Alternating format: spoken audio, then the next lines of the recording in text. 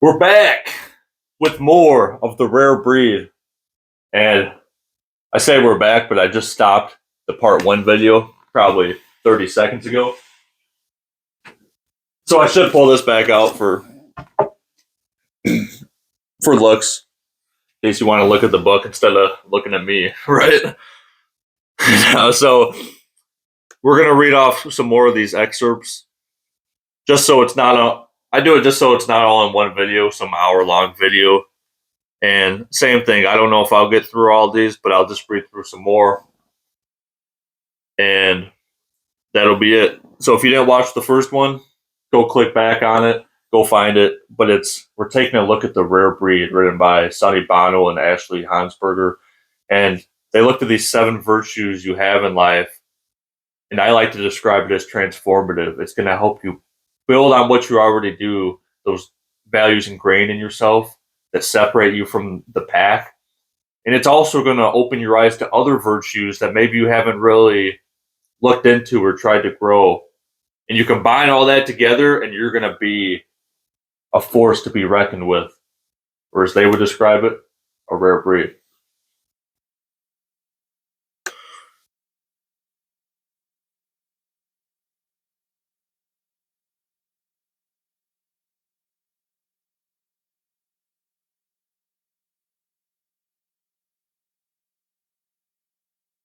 All right, it took me a second.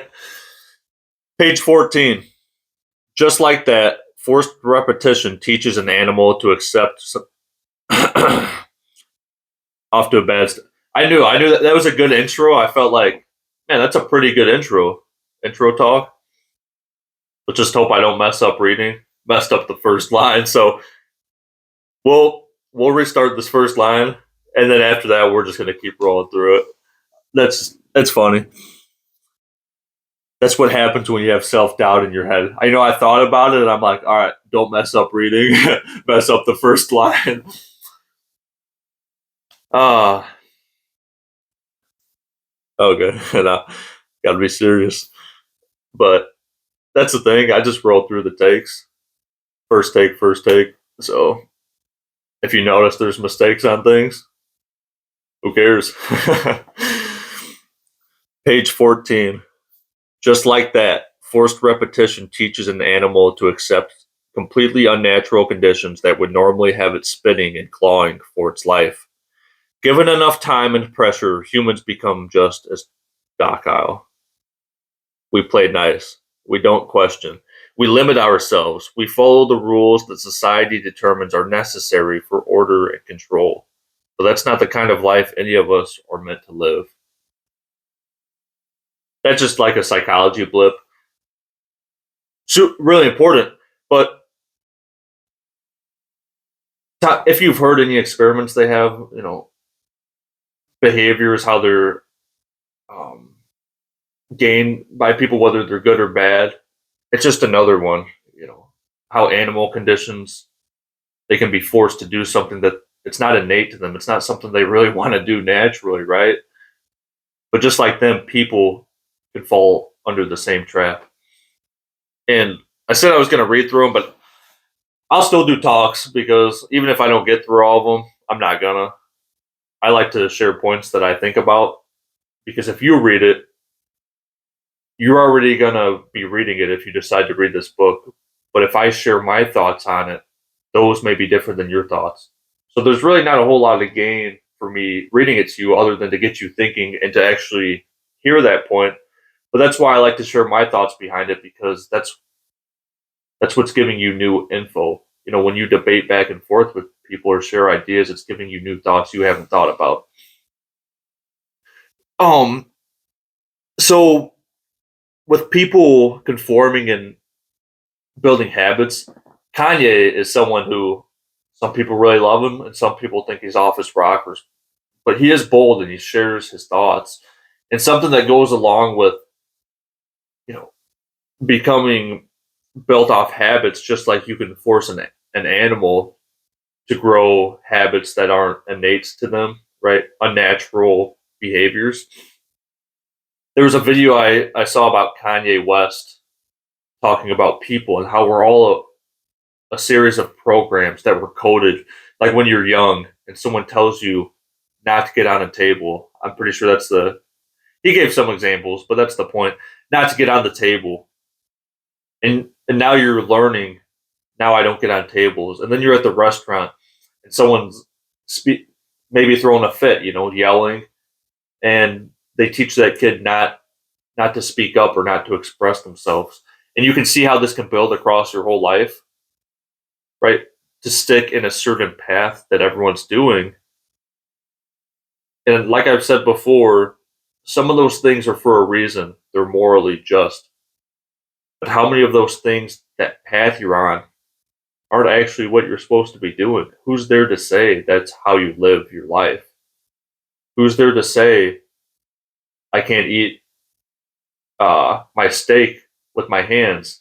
I just thought about that, but if you're at a restaurant, is it normal? At least the area I'm in. Think about your own. Is it normal to pick up a steak and eat with your hands? In mine, that's probably not normal. It's not. But is it normal to eat a burger with your hands? Or a piece of pizza? That is normal. Or a piece of pizza, is it normal to eat with a fork? No. So who created all these rules? And that's what I feel like Kanye West was getting at. And some people see him as crazy, but maybe those people who see him as crazy, at least for that reason alone, are they closed-minded? Because should you be thinking about these things? And if it's on a small scale of how to eat food, what's it on the bigger scale that you're not even aware of yet? If it's affecting your life on how you eat food, not even what you eat, but how you eat it, what other things is it affecting? And that's what should get you worried and really motivate you to, hey, I'm going to do what I want with my life and follow my dreams, because you telling me not to follow my dreams or having, that force against me, keeping me where I'm at, that's the same force that tells you you can't eat a steak with your hands. So, and you may be saying, no one's saying I can't do that. And you're exactly right. No one can. It's just beliefs that people have. You do you. That's what I'll say. Okay. Page 15. Rare breed rebels are often considered outrageous at the time until their radical natures are recognized as tools for change and societal development. Just a quick look at, a lot of people in the past or people who have accomplished great things. Did everyone see their vision or what they were doing? No. But what happens when they made that change or invented that computer or, really motivated the world to follow their values? Did everyone understand it and accept it and want to be a part of that at that point? Yes. And that's why going back to tell that person, you just need to keep doing what you're doing, because, if we could give them a magic ball to see the future, they would see 5 years later, those people hating on them would be supporting them. And that's another thing I'm just thinking, that we look at it as a lot of people being fake, right? We go, oh, if I get rich, all these people are going to run towards me. And I'm just thinking, is that being fake, or is it that they did not see your dream? Right? Because just as in this case, someone creating a computer or whatever the case is, people didn't understand what they were doing and thought they should be following their path. And when that person accomplished greatness, everyone saw the reality of what was great or what was a good value, and they wanted to be a part of that. But just in your own case, when you're thinking people would come to you if you're rich or whatever, that's kind of a stereotype I feel like a lot of people talk about. Just look into the reasons why that is. Is it because people are fake, or is it because people don't see your dream? And if they could fully understand your dream and realize that it could be a reality, they would follow you from the beginning.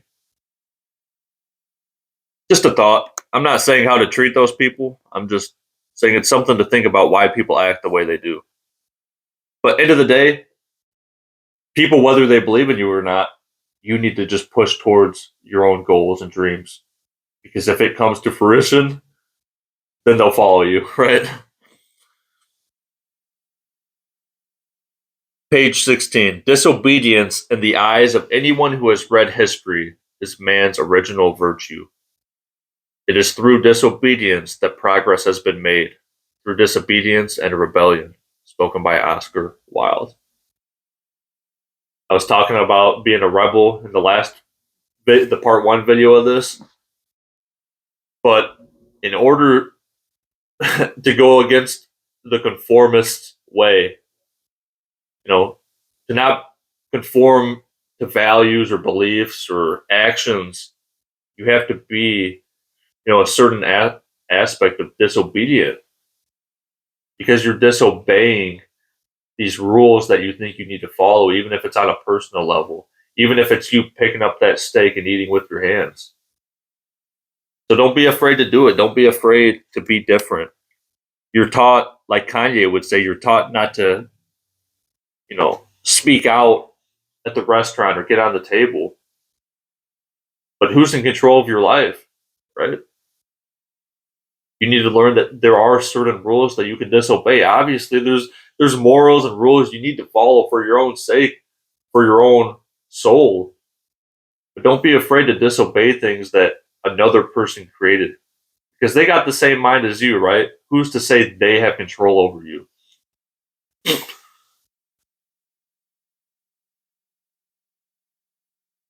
Page 17. Rebels are ordinary people who do extraordinary things. You're no different than them because being a rebel isn't about not being scared. It's about feeling the anxiety and pushing the button anyways. That's a good one. We're talking about being disobedient, being obsessed, hot-blooded, being a rebel. May that be out that may be out of your comfort zone. Right? That may be hard to do. That may be hard to separate from your old beliefs, not just other people's beliefs, but beliefs that you've grown so long and so accustomed to that that's who you think you are. You may realize that's not who you want to be or who you should be. And to step away from that can be scary. And to keep pushing through when times get hard and the isolation kicks in potentially. But you being a rare breed, you're going to push that button and go for it because you understand, like the other quote was saying, that conformity is comfortable. It may look good, but so does a coffin. So don't live your life in conformity as being dead. That's what they say. Be alive. Have you really lived in a day? And that's what they talk about. Because you can be alive every day, but are you really living? No, you're never doing what you want. You're just following a path.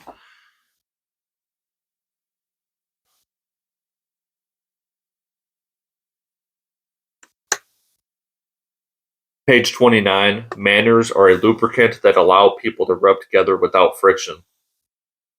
I think that goes along with being disobedient in ways that matter because manners are a lubricant that allow people to rub together without friction. That's a strong statement. Lubricant allowing people to come together without friction. But at times, do we need friction? Do we really need to tell people what's going on, what they need to hear to improve their life? Manners are great. They're a great lubricant, right? But are you just being polite to avoid conflict? A lot of us may find our situation in that, ourselves in that situation, which is perfectly fine at times. But what about when you're avoiding conflict and that's stopping you from growing because you don't want to speak out about something that you could help them with, or something that's your idea that could grow you in a company or grow you in life because you don't want to start a conflict with someone else who's on that same path. Manners, you need manners. But realize there's times to be rebellious, there's times to be disobedient, there's times not to have manners. And this is all stuff the book's preaching on. So I wanted to read this next part because this is more than a sentence, but I wanted to read this whole thing because someone may need to hear this, and it's going more about the manners or the lack of manners you sometimes need to have. So, page 33. Refuse to politely look the other way. Be the one who calls out corruption or injustice, not with anger or spite, but in a direct, sincere way that changes the conversation for the better. When you hit a nerve, you'll have everyone's attention. Call out rivals and their shady practices. Write about policies that need to be challenged. If accepting codes of conduct are standing in the way of your success or everybody's growth, contest them. Don't be afraid to put people in their place when they act inappropriately. That's how you violate etiquette. That can be hard, especially when it's socially awkward, or you're dealing with someone who has authority over you, or your job is on the line, but you're not a doormat. Sonny's mom, Crystal, used to always tell us people treat you how you allow them to.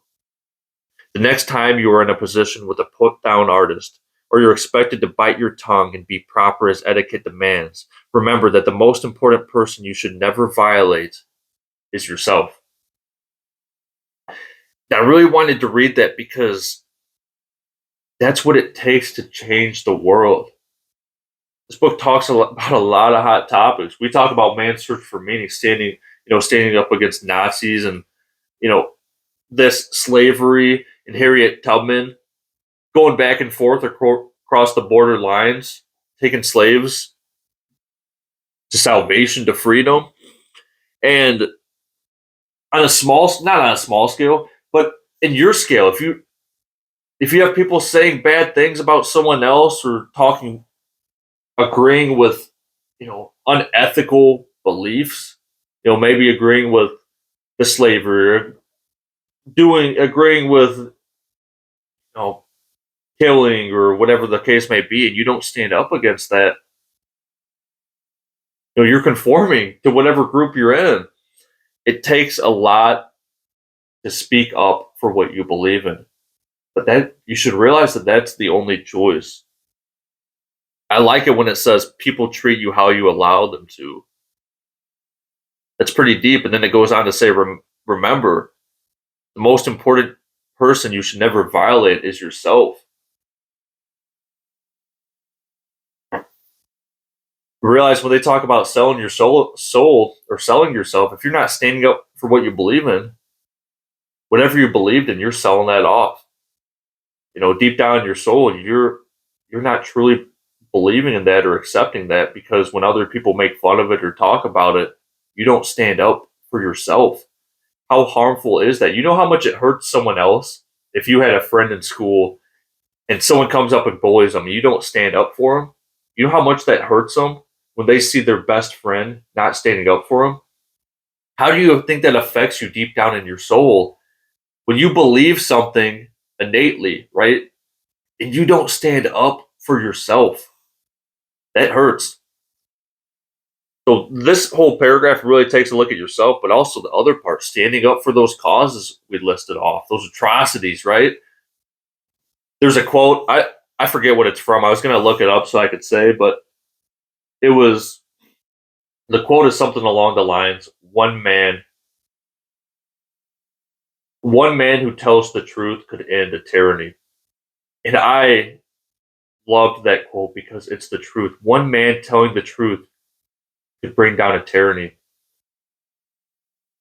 Look, think of a huge problem that may be contained, right? A lot of people may not know about it. And one person telling the truth or standing up against it is that little ball you need to before it gets rolling, right? Before, when we look in a history book, we see the big ball. We saw the change. But what did it take in the very beginning? It took one person standing up to get that ball rolling. And that's stuff we don't think about. But when you hear one man telling the truth could bring down a tyranny, it shows the importance of you. Remember, you may not be able to change the whole world, but to change some is more than enough. You may not have been able to bring down Nazi Germany, but one person standing up brought the entire world together to go against and bring it down. And that's what you need to realize, how powerful you are. And if you have beliefs, you have those for a reason, right? If you believe in having something for a reason, if it's a dream, your belief, you need to go for it and see what it turns into.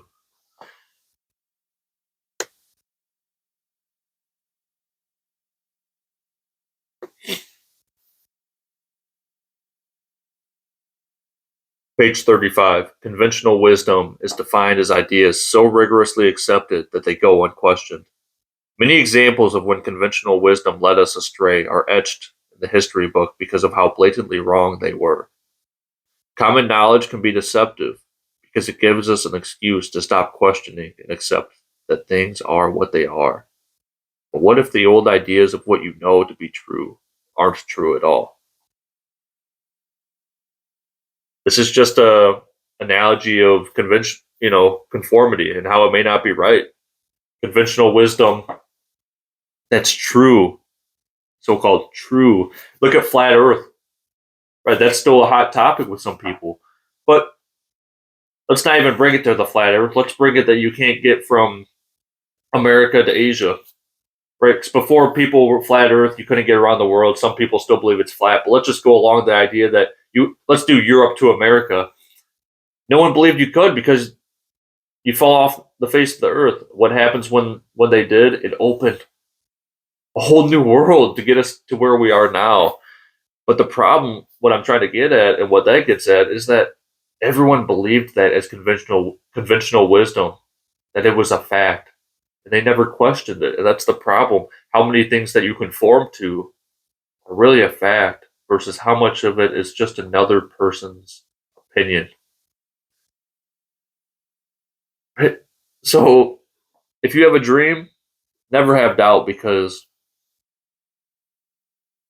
facts change. And if you blindly believe something, and it turns out not to be true, that will have held you back for your entire life or for generations. Page 37. The beautiful thing is that truth is like a lion. Once you set it free, it defends itself. I like that. I never heard that. And I think that goes along with all the haters and doubt you have.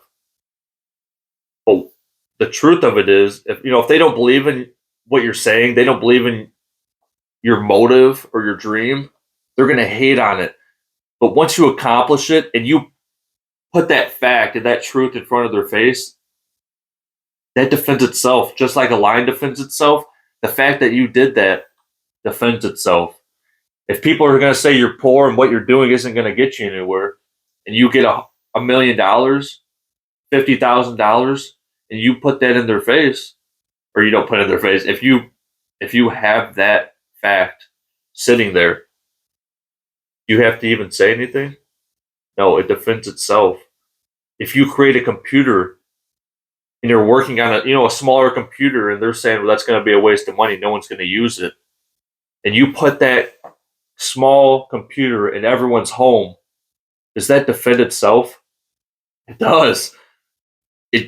It reveals and solidifies your dream to anyone who doubted it. And when I read that beautiful thing, or the beautiful thing is that truth is like a lion, once you set it free, it defends itself. That should be motivation to become that lion or to create that lion. If you're tired of everyone hating on you and you wish someone was there to help you and defend yourself, figuratively, you can create a lion. Keep working on your dream, and you'll be granted that lion to sit next to you. So when people hate on your dream to get money, well, there's your lion. When people hate on your dream to get fit, there's your other lion. You'll have all these lions. You'll have an army of lions. Like I said, solidifying your dream and sitting there as a presence to show people that what you went after was worth the risk. Because what's the alternative? To live a life dead. I don't. Dead and alive are a strong word, but be alive. Live your life for the things you truly want to believe. Don't live your life for someone else because that may seem nice and comfortable, but so does a casket. And I like that saying too. Going back along with the dreams, spoken by Jay-Z. I thought it was funny. It was in there. All I got is dreams. No one else believes. Anyone with a dream, it's your dream. When you're sleeping at night, does anyone else see what's in your head? No. How are you going to expect them to see your vision? I was just talking with my brother the other day, and he was telling me his goal, and I didn't understand it. And I'm like, what's this? It wasn't a goal, it was just an idea for something. I did not understand it. We kind of go back and forth. Probably a half hour later, he says his goal in a different way. And I was like, that's the idea you've been talking about? I literally said, bro, that's a great idea. I didn't understand what you were saying in the beginning, but just from him saying another comment, it brought everything together and I understood better what his vision was.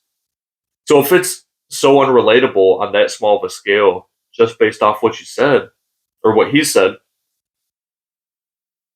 does that does that make it clear why no one's going to understand your dreams like you do? Even if I understand it better than I did before, do I fully see what he's saying?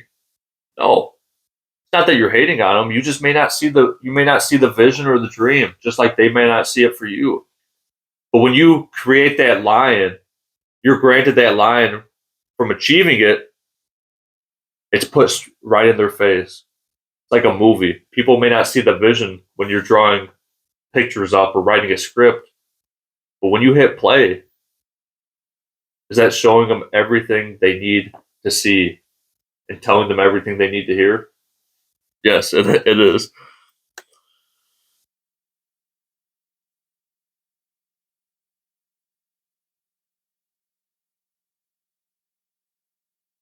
I'm going to try and read just a couple more because I feel like this has already gone on a bit.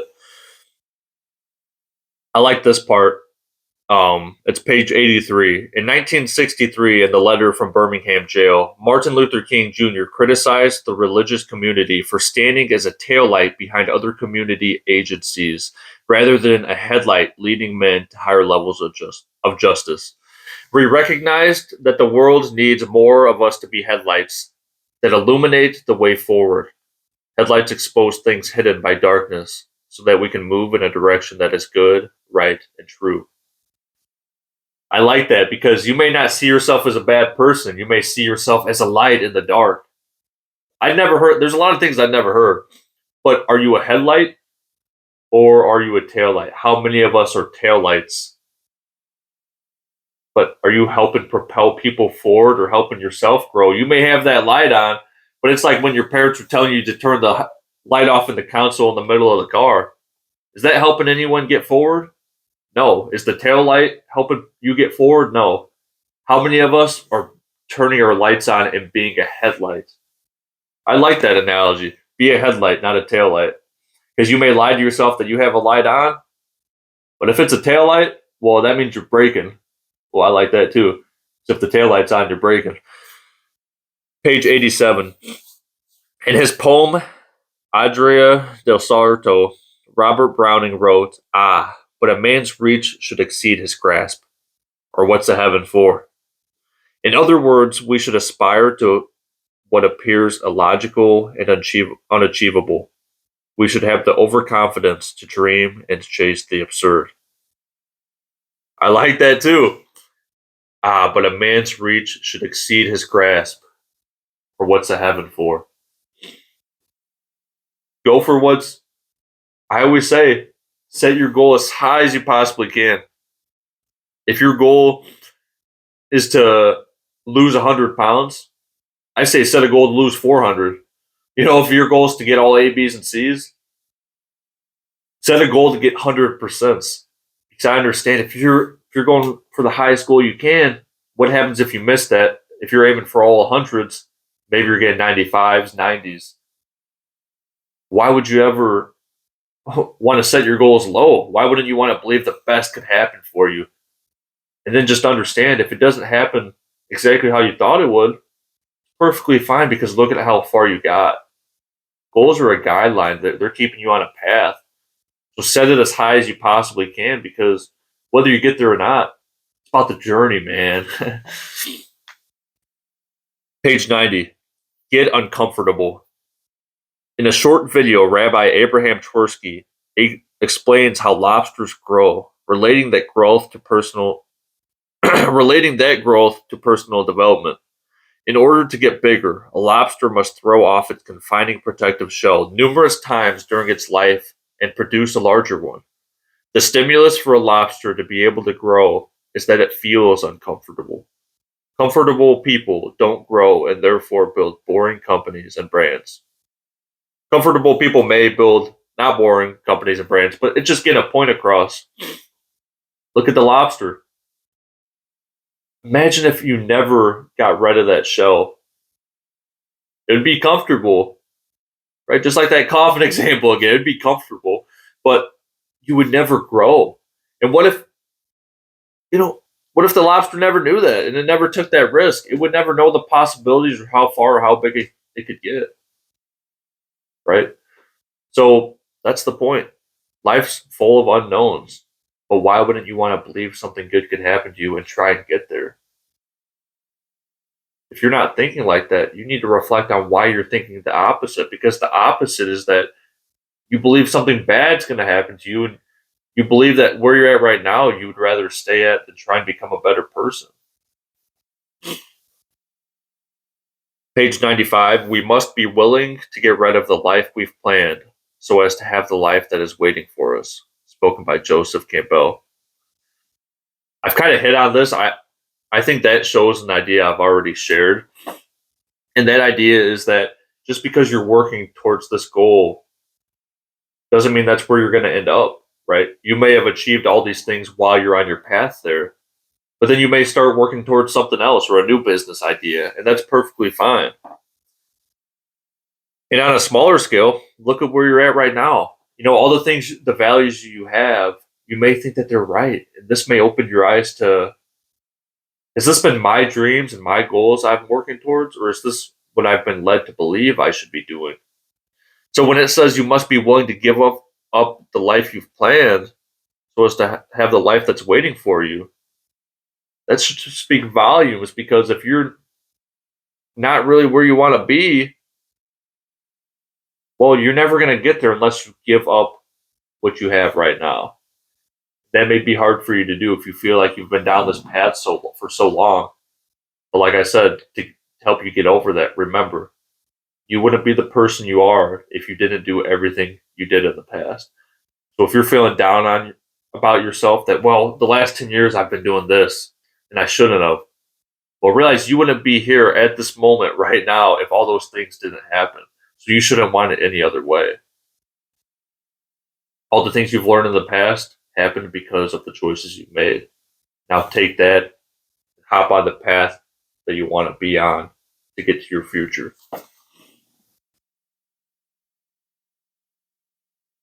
Page 106. It's the addicts that stay with it. They're not necessarily the most talented. They're just the ones that can't get it out. Can't get it out. It's the addicts that stay with it. They're not necessarily the most talented. They're just the ones that can't get out of it. I like that because there's so many negative connotations with addicts, right? Whatever addiction you have. But when we talk about how an addict, if we talk about all these different virtues, how some people excel in certain parts of their life and maybe aren't so good in others, look at what an addict excels in. They stick with it. Look at what they're willing to do for their addiction. It may not be good in some ways, but that's why this book helps you stay balanced of how you should be acting and not go down a wrong path. But look at the positive of it. They're relentless and they truly believe in what they're doing, whatever the addiction is. And when it says they're not necessarily the most talented, they're just the ones that stick with it. There's a quote I heard back when I was in high school, and that stuck with me too. And it says that hard work beats talent when talent fails to work hard. And I always went by that because there may be other people who have this or that, or naturally like this, whatever the case is. And I would work so hard to try and pass them up, not to pass them, but just to grow myself. And I would see that their work ethic or the lack thereof determines where they got. If they worked hard, they're going to grow. If they didn't work hard, even if they're at this level here, if everyone's here, they're naturally talented to here, they don't work hard, that's all they're ever going to get to. And that's an easy lesson to learn when you're young. So, like I said, addicts have a lot of negative connotations behind them, but when you look at the positive, they're not the most talented, but they stick with it. Can you learn something from them? Right? We can learn what not to do. We can learn some values of how we can drive. When we're working at something, how can we have that drive to give it everything we got? So that's it. I'll stop.